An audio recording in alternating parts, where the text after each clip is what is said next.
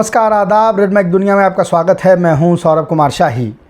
Donald Trump ने seize fire तो extend कर दी है, लेकिन स्ट्रेट ऑफ हॉर्मुज़ और गल्फ़ ऑफ ओमान में तनातनी बनी हुई है। यूएस और ईरान दोनों एक दूसरे के ख़िलाफ़ नेवल वॉरफेयर लड़ रहे हैं, लेकिन ये ऐसा नेवल वॉरफेयर है कि जिसमें एक दूसरे पे अभी मिसाइल्स, टॉर्पीडोज़, ये चीज़ें नहीं चली हैं, लेकिन कमर्शियल व्हीकल्स पे को अटैक करके उसको कैप्चर करने की कोशिश हो रही है। पिछले हफ्ते से लेके आज सुबह तक अमेरिका ने 3 ईरानियन जो कार्गोज़ हैं वो कैप्चर किया, अलग अलग जगह पे। कुछ इंडो पैसिफिक में किया, कुछ को यहाँ पे किया। हालांकि एक लार्ज नंबर ऑफ जो वेसल्स हैं वो गुजर के जा रही हैं। उससे ये लगा कि शायद प्रेशर बनेगा ईरान के ऊपर में और वो बड़ा जल्दी वो इस्लामाबाद पहुंच जाएंगे बातचीत करने के लिए, लेकिन वो हुआ नहीं। उन्होंने कैलकुलेटेड रिस्क ईरान ने ऑलरेडी ले रखा है। उनको पता है कि ये जो जंग के मैदान में जो विक्ट्री हुई है उसको डिप्लोमेसी के मैदान में स्क्वेंडर नहीं किया जा सकता है, और वो इस यानी नेवल जिसको कहते हैं ब्रिंकमैनशिप, उसके लिए वो तैयार बैठे हुए हैं। तो आज अभी जब 6 बजे मैं ये प्रोग्राम रिकॉर्ड कर रहा हूँ, अभी ये खबर आई है कि 2 इंटरनेशनल शिप्स, एक जो इजराइल से जिसका संबंध था और दूसरा एक शिप जो एक अमेरिकन एक्सपोर्टर्स के उससे जुड़ा हुआ था, उन दोनों को कब्ज़ा कर लिया है ईरान ने और उसको अपने पोर्ट पे जाके कहा है लगने के लिए। एक तीसरे शिप पे भी हमला किया गया है, जिसके बाद से वो शिप जो है वो यानी वो पीछे की तरफ भाग गई है। तो अब ये कोशिश हो रही है कि ईरान भी बता रहा है अमेरिका को कि अगर तुम इंटरनेशनल वाटर में पायरेसी करते हो, बिकॉज़ ये इंटरनेशनल कानून की तरह ये पायरेसी मानी जाती है, तो हम भी उस पायरेसी का जवाब जो है देंगे। UKMTO की तरफ से 3 जो वेसल्स हैं उनकी तस्दीक जो है वो कर दी गई है। एक वेसल का टाइम जो है वो 6:38 पे UTC है, दूसरे का टाइम 3:55 UTC पे है, और तीसरे का टाइम 6:38 UTC, यानी 2 जो हैं वो 6:38 पे जिनके बारे में इंफॉर्मेशन जो है वो जारी की गई है, और एक जो है वो उससे पहले करीब 3 बजे जारी की गई है। लोकेशन, एक शिप जो है 8 nautical mile west of Iran, दूसरे की location 15 nautical mile north east of Oman, और तीसरे की लोकेशन भी 8 nautical mile west of Iran जो है वो की गई। यानी ये 3 जो वेसल्स हैं उसके बारे में इंफॉर्मेशन दी गई है। अमेरिका की यहाँ पे कोशिश है डोनाल्ड ट्रंप की कि उनको ये लगता है कि ये स्ट्रैंगल होल्ड वो ईरान पे बना के रखेंगे तो प्रेशर क्रिएट होगा और ईरान जो है वो उनके टर्म्स पे बातचीत करने लगेगा। ऐसा होता हुआ नहीं दिख रहा है। ईरान इसको एक्सकेलेट करेगा और ये सिचुएशन ऐसी आ सकती है कि एक दूसरे के ख़िलाफ़ मिसाइल और इस तरह की चीज़ें जो हैं वो शुरू हो जाए।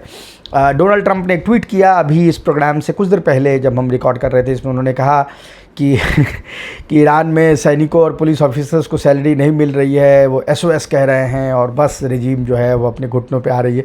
यानी वही सारी चीज़ें जो वापस दोहरा रहे हैं। याद रखें कि ईरान तकरीबन 2 मिलियन बैरल तेल हर दिन जो है वो एक्सपोर्ट कर रहा है, जिसकी इंटरनेशनल मार्केट में कीमत 2 मिलियन बैरल की तकरीबन $200 मिलियन है।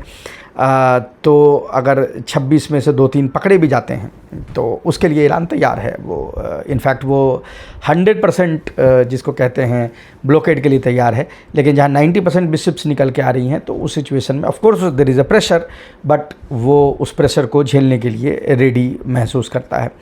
दूसरी तरफ अमेरिका के साथ जो टाइम है वो कंस्ट्रेंट इसलिए बढ़ रही है कि अब इसके असरात दिखने लगे हैं।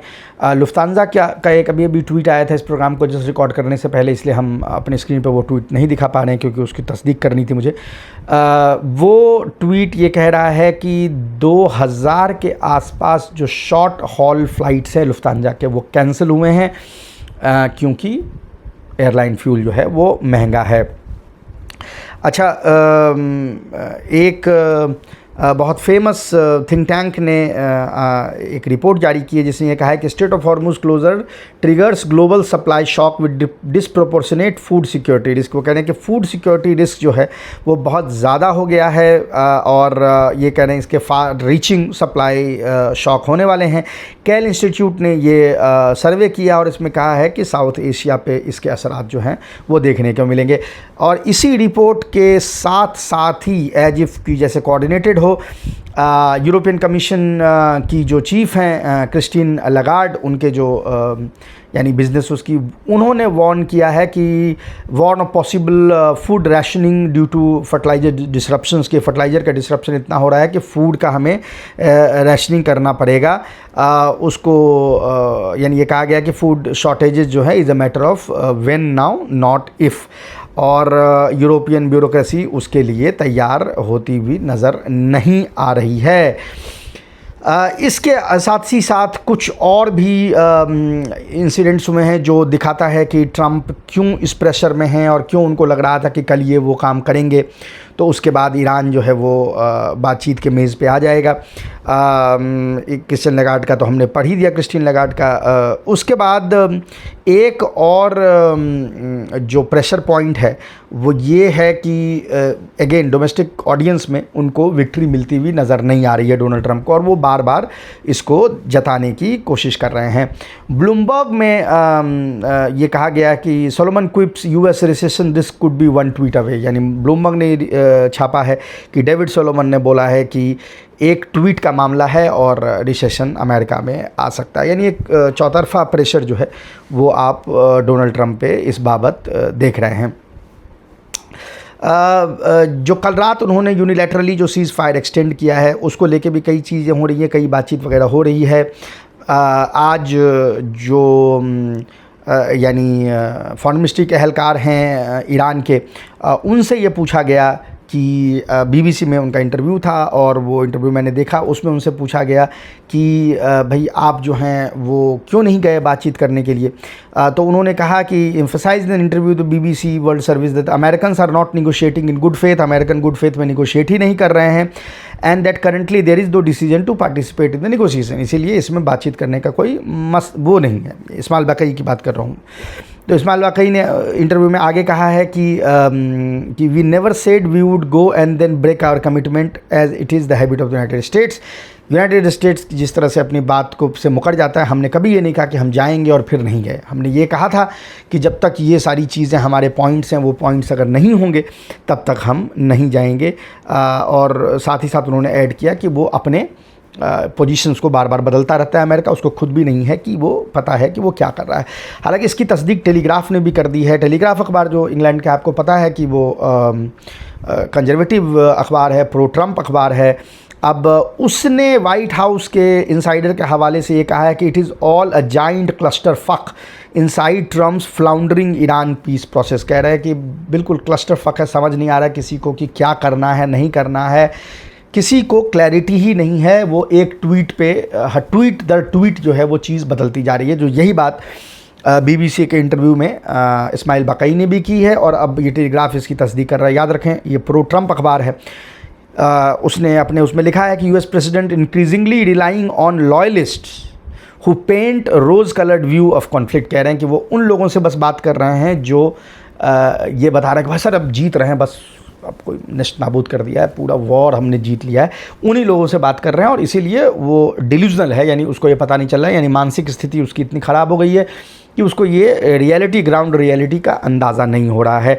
अब ये जैसा मैंने कहा कि वेस्टर्न मीडिया खासकर उसमें भी टेलीग्राफ अखबार जो pro Trump, pro conservative, anti Iran अखबार है, उसने ये तस्दीक की है। त्रिता पारसी जो एक्सपर्ट है उन्होंने भी कहा है कि ट्रंप हैज़ ब्लिंक्ड। अब वो जो ये सीज़ फायर के बारे में कह रहे हैं उसको ये कह रहे हैं कि ये इंडेफिनिट है, और इंडेफिनिट है तो इसका क्या मतलब होता है। जेंग उइगुर ने इसको लेके इसका भी तर्जिया किया है, यानी इसी लाइन पे त्रिता पारसी ये कह रहे हैं कि ट्रंप को पता है कि इसका मिलिट्री सॉल्यूशन नहीं है और अब वो इस ट्रैप में है कि उसको विन भी चाहिए लेकिन मिलिट्री सॉल्यूशन नहीं है। ईरान को रेस्पाइट चाहिए सैंक्शन से, तो वो उस लिए यानी निगोशिएशन करना चाहता है। तो दोनों पार्टी का निगोशिएशन करने का जो रीजन है वो लगातार मतलब वो स्टैटिक है। अब डोनाल्ड ट्रंप जाहिर है कि वो एग्जिट प्लान चाहते हैं, लेकिन ईरान सैंक्शन रिलीफ चाहता है। त्रिता पारसी ने कहा कि अगर ये बातचीत नहीं होती है तो इसमें यह है कि दोनों को भी अपने जो इंटरेस्ट हैं वो अभी इसमें नहीं सदेंगे। जेंग उइगर ने कहा है कि Trump has extended a deadline for peace negotiation because there was no negotiation, Iranians did not show up and neither did JD Vance, now that people realise Trump has been lying all along. पूरे time वो झूठ बोल रहे हैं, लोगों को अंदाज़ा हुआ है। तो economic calamity like we have not seen our lifetime is about at our doorstep, यानी इस तरह के इकोनॉमिक कैलेमिटी जिस तरह का हमने नहीं देखा है पिछले कई सालों से, या ये तो कह रहे हैं कि हमने ज़िंदगी में नहीं देखा है, वो अब हमारे मुहाने पे खड़ी है। वो कह रहे हैं कि ट्रंप आज सुबह कह रहा है कि he expects the oil to reach $200। अभी कुछ दिन पहले कह रहा था कि 100 नहीं पहुंचेगा, वो 200 कह रहा है। वो इस तरह से बयान देता है ट्रंप की ताकि लोगों को ये लगे कि वो इसके लिए तैयार बैठे, जैसे ये प्लानिंग का हिस्सा है। यानी मतलब जो आपने कर लिया, जो भी चीज़ हो रही है उसको रेट्रोग्रेड आप ये बताएं कि वो प्लानिंग का हिस्सा है। तो वो उसके बाद जेंग उइगर कह रहे हैं कि ये इसलिए चल रहा है कि ट्रंप से बड़ा इडियट, वही वर्ड उन्होंने यूज़ किया था, only reason it is not because idiots on wall street believe him that it wall is almost over. Wall street में जो इडियट्स हैं उनको लगता है कि सही में युद्ध जो है वो ख़त्म हो गया है, तो इसीलिए जो पेपर प्राइस है तेल का वो नहीं बढ़ता हुआ आपको नज़र आ रहा है, लेकिन जो रियल प्राइस है वो ज़मीन पर बढ़ रही है। अब ये कह रहे हैं कि media normally says Trump is a pathological liar but on war they all seem to barely believe him. वो कह रहे हैं कि वो मीडिया जो है उनको बिलीव करता है, हालांकि ये कहता रहता है कि वो झूठे हैं। तो अब वो चीज़ भी एक यहाँ पे देखने को मिल रही है कि एक जो वॉल स्ट्रीट के सेंटिमेंट्स हैं वो ग्राउंड रियलिटी से मैच नहीं करते, वो ट्रंप के सेंटिमेंट से मैच करते हैं, ट्रंप के सेंटिमेंट्स ग्राउंड रियलिटी से मैच नहीं करते।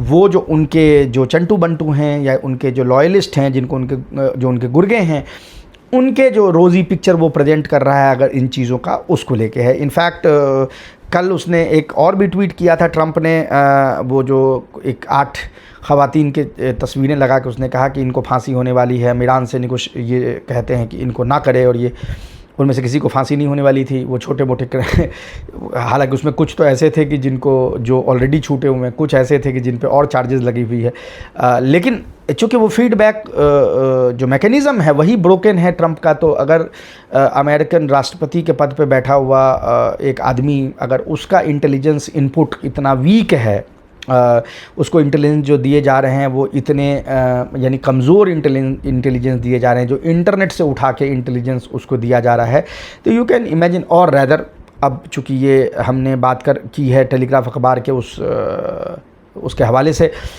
तो ये भी हो सकता है कि उनको इंटेलिजेंस सही मिल रही हो, ये उसको प्रोसेस ही नहीं कर पा रहा हो। इसकी जो दिमागी हालत है वो किसी से छुपी हुई नहीं है, तो अब वो उसको प्रोसेस नहीं कर पा रहा है। इस सूरत हाल में रियलिटी और डिल्यूज़न, यानी परमानेंट डिल्यूज़न में रह रहा है, रियलिटी से इसका कोई लेना देना नहीं है। आज ही जबकि अखबार ने ये छापा है कि भाई दोबारा वॉर शुरू करना उतना ही मुश्किल है, क्योंकि मिसाइल्स जो हमने पहले भी बात की है वो काफ़ी डिप्लीट हो चुकी है। आप दोबारा लड़ाई शुरू तो कर सकते हैं, लेकिन उसको वो इंटेंसिटी को आप सस्टेन नहीं कर पाएंगे, बिकॉज मिसाइल्स हैं, जो अमेरिकी मिसाइल्स हैं वो बड़ी तादाद में डिग्रेड हो चुकी हैं। एक और चीज़ है, कई लोग इस बात पे कह रहे थे कि ये जो सीज़ फायर है इसके करने से ये जो कांग्रेस का 2 महीने का म्याद होता है जिसमें कि कांग्रेस आप युद्ध लड़ सकते हैं बिना कांग्रेस के अप्रूवल के, कई लोग ये कह रहे थे कि ये जो सीज़ फायर है वो उस म्याद को यानी रोक देती है, पर ऐसा नहीं है। अभी जो कॉन्स्टिट्यूशनल एक्सपर्ट है अमेरिका के वो कह रहे हैं कि नहीं, ये नहीं होगा।